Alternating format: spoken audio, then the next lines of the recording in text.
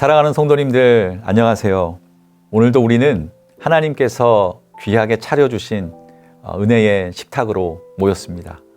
오늘의 만나가 되는 말씀, 시편 17편의 말씀을 함께 볼 텐데요. 그 중에 1절 말씀을 우리 함께 읽고 묵상하는 시간을 갖도록 하겠습니다. 제가 1절 말씀을 읽어드리겠습니다. 여호와여, 의의 호소를 들으소서. 나의 울부짖음에 주의하소서. 거짓되지 아니한 입술에서 나오는 나의 기도에 귀를 기울이소서. 아멘. 시편 17편은 마치 다윗이 사자에게 쫓기다가 잡혀 이제 막 찢기려는 것과 같은 아주 급박한 위기 상황에 처해서 하나님 앞에서 자신의 무죄를 호소하며 하나님께 다급하게 구원을 간구하는 비탄시입니다. 비탄시란 시인이 각종 어려움에 직면해서 여호와께 그 고통을 호소하며 구원을 간구하는 내용을 담은 시를 가리킵니다. 시편에는 기도라는 표제가 붙은 시가 총 5편이 나오는데요. 17편, 36편, 90편, 102편, 142편입니다. 그리고 본 시도 그 중에 하나가 되겠습니다. 시편의 시가 대부분 기도의 성격을 지니고 있지만 본 시는 기도라는 표제가 붙어 있는 만큼 그 어떤 시보다도 기도의 성격이 강하게 드러나 있습니다. 예를 들면 들으소서, 나의 부르짖음에 주의하소서, 내 기도에 귀를 기울이소서라는 표현들이 거듭 나오게 되는 것을 가리킵니다. 특히 이러한 표현들은 급박한 위기 상황에서 하나님의 도움을 간절히 구하며 절규할 수밖에 없는 다윗의 심정을 생생하게 전해주고 있습니다. 본 시편의 저작 배경이 무엇인지는 정확하게 확인할 수 없습니다. 그러나 그 내용을 보면 사무엘상 23장에서 다윗이 마온에서 사울 왕에게 추격당할 때의 정황을 보여주는 듯합니다. 이러한 내용을 살펴보면 먼저 1절과 5절은 원수들로 인해 급박한 위기 상황에 처한 시인이 하나님 앞에서 자기의 기도를 들어주시기를 호소하며 자신은 원수들의 공격을 받을 만한 죄를 저지른 일이 없음을 호소하고 있습니다. 다음으로 6절에서 12절은 자신을 압제하는 원수들에게서 자신을 조속히 구원해달라고 하나님께 다급하게 간구하는 내용이고요. 끝으로 13에서 15절은 하나님을 향하여 악인들을 심판하고 자신을 구원하여 주실 것을 다시 한번 호소하며 하나님의 구원으로 인한 승리를, 그러한 의인의 승리를 확신하는 내용이 이 시편에 담겨 있습니다. 이 시편 17편에서 오늘은 1절에 주목하며 특별히 기도에 대한 말씀을 함께 적용해 보는 시간을 갖기를 원하는데요.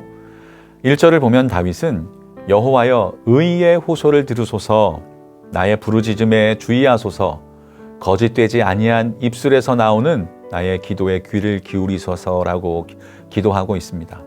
즉 다윗은 자기의 정직함에 근거해서 하나님께 자기의 기도를 들으시도록 간구하고 있는 것입니다. 특별히 의의 호소라고 한 부분은 개역 한글에서는 정직함이라고 번역을 했고 이어지는 거짓되지 아니한 입술이라는 말 속에서 정확한 근거를 찾을 수가 있습니다. 그렇다면 왜 다윗은 그렇게 자신의 정직함을 근거로 기도하고 있는 것일까요? 사실 다윗은 기도의 근거를 다른 것에서도 찾을 수 있었을 것입니다. 하나님을 위해 바친 많은 예물에서도 찾을 수 있었을 것이고 하나님의 다윗을 선택하심에서도 찾을 수 있는 사람입니다. 찾아보면 하나님께 기도의 근거로 삼을 수 있는 것은 많았을 것입니다. 그러나 다윗은 다른 무엇보다도 자신의 정직함에 근거하여 기도하고 있는 것입니다. 그 이유는 하나님은 정직한 자의 기도를 들으시기 때문입니다. 잠언 15장 8절 말씀을 보면 이렇게 기록되어 있어요. 악인의 제사는 여호와께서 미워하셔도 정직한 자의 기도는 그가 기뻐하시느니라 라고요. 여기에 보면 악인과 정직한 자, 제사와 기도, 미움과 기쁨이 대조를 이루고 있습니다. 악인의 제사는 정직한 자의 기도에 비하여 외형상 화려하게 보일 수 있죠. 더 가치가 있어 보입니다. 왜냐하면 물질을 바치는 것이 맨 입으로 드리는 기도보다 훨씬 나아 보이기 때문입니다.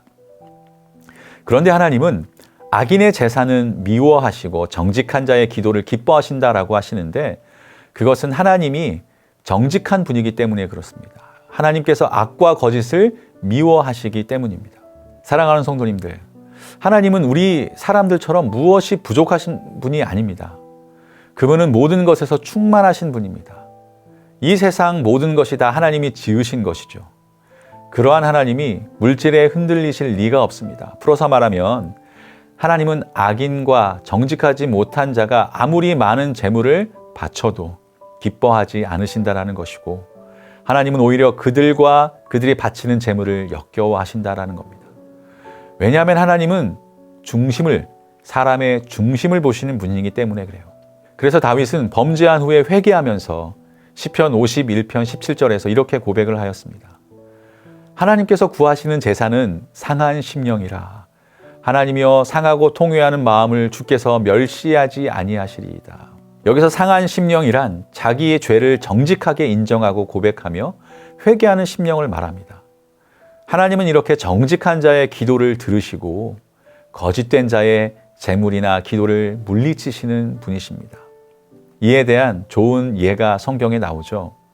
누가복음 18장에 보면 하루는 바리새인과 세리가 거의 동시에 성전에 올라가 하나님께 기도를 하는 모습이 나옵니다. 그때 바리새인은 자기의 죄에 대한 고백은 없이 오직 자기 자랑과 같은 기도만 하였죠. 이는 자기를 의롭다고 여기는 정직하지 못한 행위였습니다. 그에 비해 세리는 하늘을 우러러 바라보지도 못하고 오직 자기 가슴을 치며 자기를 불쌍히 여겨달라고 호소할 뿐이었습니다. 주님은 이 두 기도에 대하여 하나님께서 세리의 기도를 들으셨다라고 말씀해 주셨어요. 그렇습니다. 하나님은 정직한 자의 기도를 들어주세요. 하나님은 아무리 많은 재물을 바쳐도 거짓된 자의 기도는 듣지 않으십니다. 그러므로 우리가 하나님께 기도할 때에 갖추어야 될 것이 무엇입니까? 바로 정직한 마음인 줄 믿습니다. 하나님 앞에 숨기지 않는 마음, 잘못한 일이 있으면 솔직히 인정하고 용서를 구하는 마음. 그러므로 사랑하는 성도님들, 하나님 앞에 자신의 정직함을 가지고 나아가 기도할 수 있기를 바랍니다. 그리고 우리 하나님께서만이 주실 수 있는 아름다운 응답을 경험하시는 저와 여러분의 삶이 되기를 주님의 이름으로 간절히 축원합니다. 기도하겠습니다. 우리의 기도를 들으시는 하나님 아버지, 하나님 앞에 날마다 기도를 드리지만 우리의 기도가 하나님 앞에 정직한 기도인지를 돌아봅니다. 하나님은 정직한 자의 기도를 기뻐하시는 분인데 행여나 바리새인 같은 기도를 드리는 모습이 있었다면 용서하여 주시옵소서. 더 이상 하나님 받지 아니하시는, 오히려 미워하시는 기도가 되지 않게 하여 주시옵소서. 그리고 이제 정직한 마음으로 상한 심령으로 주님 앞에 나아가 하나님 기뻐 받으시는 기도를 드리는 자가 되게 하여 주시옵소서. 우리에게 기도를 가르쳐 주신 예수님의 이름으로 기도드립니다. 아멘.